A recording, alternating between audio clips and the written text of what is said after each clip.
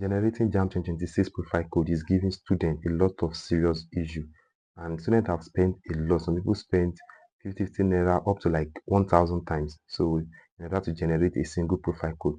Now what am I going to do in this video? I'll be showing you the solution to any kind of problem you're having in generating your profile code, whether you're having no record found, or you're having expired, or you're having unable to verify your NIN, anything, any forms of issue, or probably you lost the phone number you used to generate your profile code last year and you want to rewrite JAMB again. Any kind of issue you are having, then I'm going to solve it for you using in this video.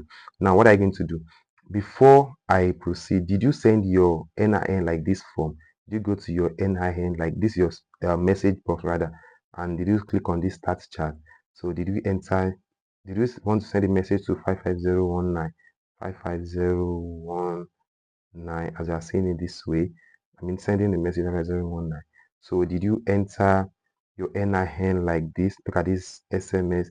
Did you type the NIN in capital letter? NIN in capital letter. Did you actually give it a single space bar, just one? Don't give it two, just one. And did you enter your 11-digit NIN number, something like this? 11-digit NIN number, something like this. And also, did you send it using a phone number, like a phone number that you can have access to?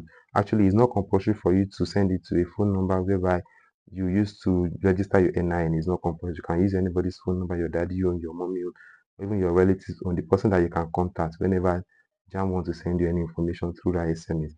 And also, did you have 15 naira airtime on that line, not bonus?